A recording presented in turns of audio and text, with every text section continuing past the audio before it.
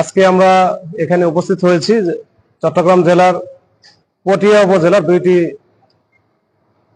Clueless হত্যাকাণ্ডের রহস্য উদ্ঘাটন সংক্রান্ত বিষয়ে আমরা একটু কথা বলবো। দুইটা ঘটনা আর কি, দুইটা আলাদা আলাদা ঘটনা। তো প্রথম ঘটনা যেটা, এটা গত 16 তারিখ দুপুরের দিকে, আনুমানিক 1টার দিকে, এটা হচ্ছে দক্ষিণ গোবিন্দার খেল এলাকায়, যেটা এখানে শাহজাহান নামক একজন ব্যক্তি আছেন, ওনার ছেলে 5 বছর বয়স, উনি 5 বছর বয়সে ছেলে জায়ান, এই জায়ান নিখোঁজ হয় 1টার দিকে, দুপুর 1টার দিকে। নিখোঁজ হওয়ার পর তাকে খুঁজে পাচ্ছিল না, তারা অনেক খোঁজাখুঁজি পরে যখন তাকে আর পাওয়া যায় নাই, তখন কিন্তু তারা থানাতে এসে একটা সাধারণ ডায়েরি করে। তো সাধারণ ডায়েরি করার পরে আমরা যখন এটা জানতে পারি, তখন থেকে আমাদের এই পটিয়া থানার টিম এবং জেলা গোয়েন্দা শাখার 2-3টা টিম আমরা কিন্তু একসাথে পাঠিয়ে দেই এবং বিষয়টা গুরুত্ব অনুধাবন করে যে একটা 5 বছরের একটা বাচ্চা এখানে নিখোঁজ হয়ে গেছে, এটা তার আসলে আমরা খুবই গুরুত্বের সাথে এটা নিয়েছিলাম। আমরা বহু চেষ্টা করেছি, এরপরে আমরা এর মাঝে তদন্তের একটা পর্যায়ে আমরা উদ্ঘাটন করতে পারি যে তার এই যে ভিকটিম, যে জায়ানের বাবার যে ঘর আছে, ঘরে একটা চিরকুট ফেলে রেখে যায়, যে সেখানে লেখা থাকে যে তার মুক্তিপণ বাবদ 3 লক্ষ টাকা দিতে হবে। এই টাকাটা কোথায় রেখে আসবে সেটাও বলে দেয়, না দিলে তাকে মেরে ফেলা হবে বা এরকম হুমকি দামকি দিয়ে একটা চিরকুট ফেলে আসে।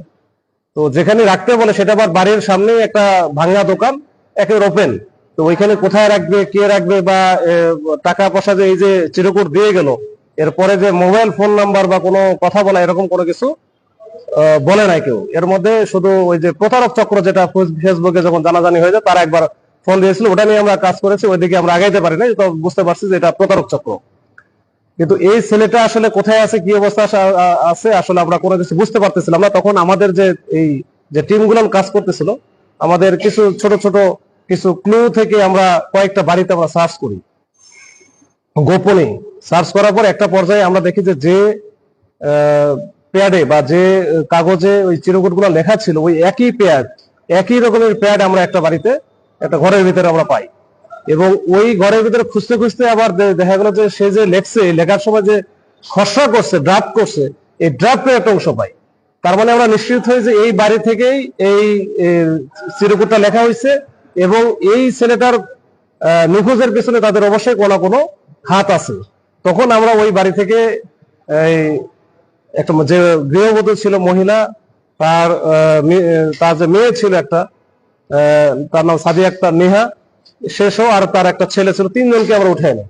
পরবর্তীতে তার বাবাকেও আমরা নেই, নেওয়ার পরে একসাথে আমরা থানাতে নিয়ে গিয়ে আমরা জিজ্ঞাসাবাদ শুরু করি এবং তাদের প্রত্যেকের লেখা, এই লেখার সাথে মিল আছে কিনা আমরা আলাদা আলাদা করে লিখতে বলি এবং তারা কিন্তু প্রত্যেকে লিখে। লেখার পরে তখন মেয়েটার লেখার সাথে আমরা খানিকটা মিল পাই এবং ভালো মিল পাই। মিল পাওয়ার পরে তখন তাকে আমরা বিভিন্নভাবে, কঠোরভাবে জিজ্ঞাসাবাদ শুরু করি বিভিন্নভাবে। এর মধ্যে সে আরেকজনের কথা বলে যে আমি লিখছি, এটা সে স্বীকার করে সে লিখছে, কিন্তু আমি ইচ্ছাকৃত ভাবে লিখেন, এটা আমাকে বাধ্য করছে আরেকজনকে, তার এক চাচা, প্রতিবেশী এক চাচা। তারপরে প্রতিবেশী চাচাকে আমরা নিয়ে আসার পরে প্রতিবেশী চাচাকে যখন তার মুখোমুখি করায়, তখন কিন্তু সে অস্বীকার করে এবং পরে জানা যায় যে আসলে চাচাকে এটা ফাঁসানোর জন্য সেটা করছে। এবং রাতে এক পর্যায়ে মোটামুটি 1টা-2টার দিকে সে স্বীকার করে যে সেই ঘটনাটা সে নিজেই ঘটাইছে এবং এই বাচ্চাটার সাথে মোটামুটি 12:30-1টার দিকে এই মেয়েটা ফুটবল খেলতেছিল। মেয়েটা নাকি ফুটবল খেলে এবং সে পেশায় নার্স হিসেবে শেভরন হসপিটালে নার্স হিসেবে কর্মরত আছে। ইদানিং মনে হয় একটু ওখান থেকে ছুটি নিয়ে আগামীতে সে ইন্টারমিডিয়েট পরীক্ষা দিবে। তো এই ইন্টারমিডিয়েট পরীক্ষা দেওয়ার জন্য বাড়িতেই থাকে, কয়েকদিন সে হাসপাতালেও যাচ্ছে না। এর মধ্যে বাচ্চার সাথে খেলাধুলা করতেছিল এবং খেলাধুলা করার একটা পর্যায়ে বাচ্চা তো তার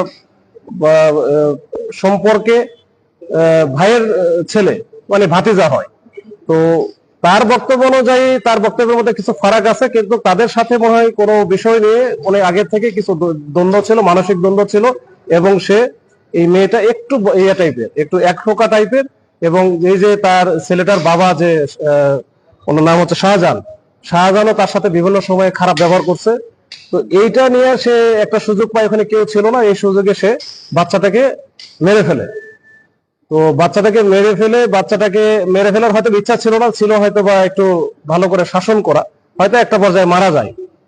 মারা গেলে তখন এই বাচ্চাটাকে সে একটা বস্তাবন্দি করে, 2টা বস্তায় ইয়ে করে, একেবারে ঘটনা কিন্তু 1টা থেকে 2টার মধ্যে, মানে প্রথম 1 ঘন্টার মধ্যে সেই কাজটা করে ফেলে।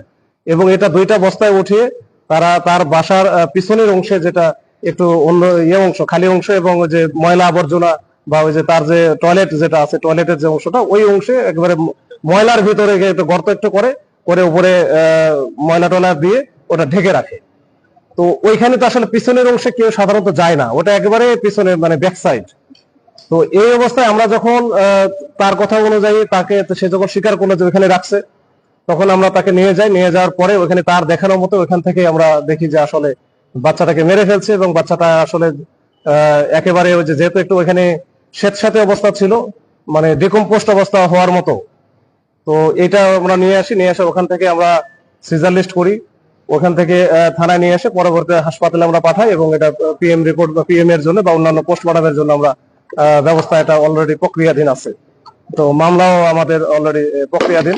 তো এই হচ্ছে অবস্থা। আমরা এই মেয়েটা যেটাকে আমরা আমরা নিয়ে এসেছি, মূল আসামি, প্রধান আসামি, যে হচ্ছে এই কাজটা করেছে, এবং শুধু মারেনি, এটা হচ্ছে এই আলামত বা এই যে এই নিহত যে ছেলেটা, এই ছেলেটার মৃতদেহ এটা ইয়ে করার জন্য, মানে গোপন করার জন্য, তো সে কিন্তু এই ব্যবস্থা করেছে। এর সাথে আমরা ধরে নিচ্ছি, এবং তার কাছ থেকে, যদিও আমরা এখনো ওইভাবে পাই নাই, কিন্তু আমরা পারিপার্শ্বিক অবস্থা দেখে আমি যতটুকু আমরা বুঝেছি যে তার বাবা এবং মা এই বিষয়টা জানতো, কিন্তু মারার আগে জানে নাই, মারার পরে জানে, এবং পরবর্তীতে এই যে আলামতটা গোপন রাখার জন্য তারা কিন্তু সহযোগিতা করেছে। যেহেতু তাদেরই মেয়ে, এখন একটা ঘটনা হয়তো ঘটাইছে, তারা হয়তো সর্বশেষ একটা চেষ্টা করে দেখেছে যে এটা যদি গোপন করে রাখা যায় তাহলে হয়তো কেউ জানবে না, আর তারা এখান থেকে রেহাই পাবে। তো এরকম একটা নির্মম নৃশংস একটা হত্যাকাণ্ড একেবারে সিলি কারণে ঘটে গেল, এবং ছোট একটা বাচ্চা, নাম হচ্ছে এই যে জায়ান, এই জায়ানের কিন্তু এইখানে তার যে জীবনের ইতি ঘটে গেল আর কি। তো এটা আসলে আমরা এই ঘটনা উদ্ঘাটন করতে গিয়ে আমাদের যে টিমগুলো কাজ করেছে, তারা অত্যন্ত বুদ্ধিমত্তা পরিচয় দিয়েছে। আমাদের অ্যাডিশনাল এসপি ক্রাইম ছিল, তারপরে অ্যাডিশনাল এসপি অ্যাডমিন ছিল, অ্যাডিশনাল এসপি ডিবি, আমাদের যে রিমন নামে একটা ছেলে আছে, ও ভালো কাজ করে। তো এরা সবাই ছিল, এবং এরা কিন্তু একেবারে 16 তারিখ থেকে শুরু করে মানে আজকে সকাল পর্যন্ত এটা নিরবিচ্ছিন্ন ভাবে কিন্তু তারা এই কাজটা করে গেছে। এবং আমরা চেয়েছিলাম, একেবারে মনে প্রাণে চেয়েছিলাম যে বাচ্চাটাকে আমরা যেন অক্ষত অবস্থায়, জীবিত অবস্থায় উদ্ধার করি, কিন্তু আমাদের দুর্ভাগ্য, এবং এটা ঘটার সাথে সাথেই সে মেরে ফেলার কারণে এটা কিন্তু আমরা তাকে আর জীবিত উদ্ধার করতে পারি নাই। এটা আমাদের আসলে মানে ব্যাড লাক আর কি। এবং এই যে তার বাবা মা যারা আছে, তাদের জন্য তো আসলে এটা অনেক বড় একটা ক্ষতির সম্মুখীন তারা হলো, এবং তারা এটা বড় কিছু হারালো। তো এটা একটা বিষয় ছিল, এটা নিয়ে আমরা কথা বললাম।